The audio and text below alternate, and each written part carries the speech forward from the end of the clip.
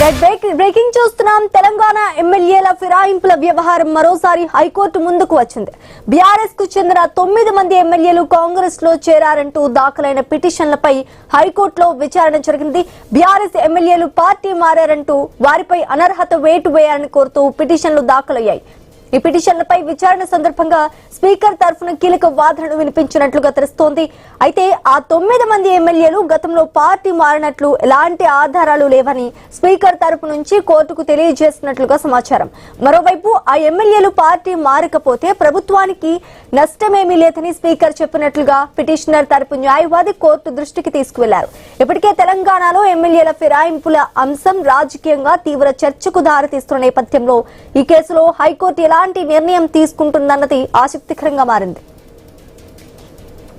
ఇక ఇదే అంశానికి సంబంధించి పూర్తి డీటెయిల్స్ మా తెలంగాణ బ్యూరో చీఫ్ కిరణ్ అందిస్తారు. కిరణ్, తెలంగాణ రాజకీయాల్లో మరోసారి ఫిరాయింపుల ఫైల్ హాట్ టాపిక్ గా మారిందని చెప్పొచ్చు. బీఆర్ఎస్ పార్టీకి చెందినటువంటి 9 మంది ఎమ్మెల్యేలు కాంగ్రెస్ లో చేరారంటూ దాఖలైనటువంటి పిటిషన్లపై హైకోర్టులో విచారణ జరగడంతో ఈ వ్యవహారం మరోసారి రాజకీయ వర్గాల్లో చర్చకు దారితీసింది. ఎమ్మెల్యేలు పార్టీ మారారని వారిపై అనర్హత వేటాయాలని కోరుతూ పిటిషన్లు దాఖలయ్యాయి. అయితే విచారణ సందర్భంగా స్పీకర్ తరపు వాదనలు ఇప్పుడు మరింత ఆసక్తిని రేపుతున్నాయని కూడా చెప్పొచ్చు. ఆ 9 మంది ఎమ్మెల్యేలు పార్టీ మారినట్లు ఎలాంటి ఆధారాలు లేవని స్పీకర్ తరపున కోర్టుకు తెలిపినట్టు కూడా సమాచారం అంతా ఉంది. గతంలో వారు పార్టీ మారినట్టు కూడా ఆధారాలు లేవని కూడా స్పీకర్ తరపు న్యాయవాది వాదించినట్టు కూడా తెలుస్తోంది. ఇక పిటిషనర్ తరపు న్యాయవాది మాత్రం ఆ ఎమ్మెల్యేలు పార్టీ మారకపోతే ప్రభుత్వానికి నష్టమేమీ లేదు అని స్పీకర్ పేర్కొన్న విషయాన్ని కూడా కోర్టు దృష్టికి కూడా తీసుకెళ్లినట్టుగా తెలుస్తోంది. అయితే ఇక్కడే అసలు ప్రశ్న మొదలవుతుంది. ఎమ్మెల్యేలు పార్టీ మారలేదంటే మరి కాంగ్రెస్ ప్రభుత్వంలో వారి పాత్ర ఏంటి? పార్టీ మార్పుపై ఆధారం లేవంటున్నటువంటి స్పీకర్ వాదనకు పిటిషనర్లు ఏం సమాధానం చెప్తారు? ఫిరాయింపులపై తుది నిర్ణయం ఎవరి వాదనకు బలం చేకూరుస్తుందని కూడా కొంత చర్చనీయాంశంగా మారినటువంటి పరిస్థితి కూడా మనం చూస్తా ఉన్నాం. ఇప్పటికే తెలంగాణ ఎమ్మెల్యేల ఫిరాయింపు అంశం అధికార ప్రతిపక్షాల మధ్య రాజకీయ పోరుగా మారిందని చెప్పొచ్చు.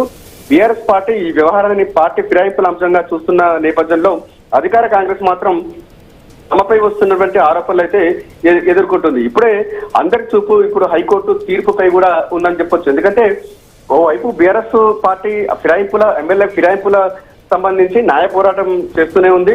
వారందరిపై కూడా అనర్హత వేటు వేయాలని కూడా కోర్టును కోరుతోంది. అయితే ఈ 9 మంది ఎమ్మెల్యేల భవితవ్యం ఏంటి? ఫిరాయింపు వ్యవహారంలో స్పీకర్ నిర్ణయానికి హైకోర్టు ఎలాంటి దిశానిర్దేశం చేయనుంది? ఈ కేసు తెలంగాణ రాజకీయ సమీకరణలపై ఎలాంటి ప్రభావం చూపుతుందని కూడా ఇప్పుడు సర్వత్రా ఆసక్తిని రేపుతున్నటువంటి పరిస్థితి కూడా అని చెప్పొచ్చు. ఫిరాయింపుల పంచాయతీ కోర్టు గడప దాటింది. ఇప్పుడు ఇక తీర్పు ఎటువైపు, రాజకీయం ఏ మలుపు తిరుగుతుందనేది కూడా కొంత ఆసక్తికరంగా మారింది. అంటే ఇప్పటికే దాదాపు 2.5 సంవత్సరాలు కావస్తుంది. అంటే ఎమ్మెల్యేలు పార్టీ మారి 2.5 సంవత్సరాలు కావస్తుంది. 2.5 సంవత్సరాల నుంచి కూడా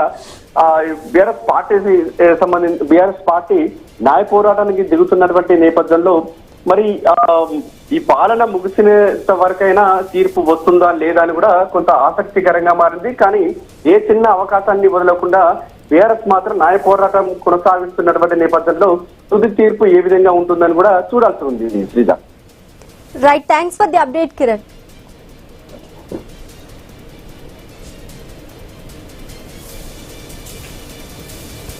తెలంగాణ ఎమ్మెల్యేల ఫిరాయింపుల వ్యవహారం మరోసారి హైకోర్టు ముందుకు వచ్చింది. బీఆర్ఎస్ కు చెందిన 9 మంది ఎమ్మెల్యేలు కాంగ్రెస్ లో చేరారంటూ దాఖలైన పిటిషన్లపై హైకోర్టులో విచారణ జరిగింది. బీఆర్ఎస్ ఎమ్మెల్యేలు పార్టీ మారారంటూ వారిపై అనర్హత వేటు వేయాలని కోరుతూ పిటిషన్లు దాఖలయ్యాయి. ఈ పిటిషన్లపై విచారణ సందర్భంగా స్పీకర్ తరపున కీలక వాదనలు వినిపించినట్లుగా తెలుస్తోంది. అయితే ఆ 9 మంది ఎమ్మెల్యేలు గతంలో పార్టీ మారినట్లుగా ఎలాంటి ఆధారాలు లేవని స్పీకర్ తరపు నుంచి కోర్టుకు తెలియజేసినట్లుగా సమాచారం. మరోవైపు ఆ ఎమ్మెల్యేలు పార్టీ మారకపోతే ప్రభుత్వానికి నష్టమేమీ లేదని స్పీకర్ చెప్పినట్లుగా పిటిషనర్ తరపు న్యాయవాది కోర్టు దృష్టికి తీసుకువెళ్లారు. ఇప్పటికే తెలంగాణలో ఎమ్మెల్యేల ఫిరాయింపుల అంశం రాజకీయంగా తీవ్ర చర్చకు దారితీస్తున్న నేపథ్యంలో ఈ కేసులో కోర్టు ఎలాంటి నిర్ణయం తీసుకుంటుందన్నది ఆసక్తికరంగా మారింది.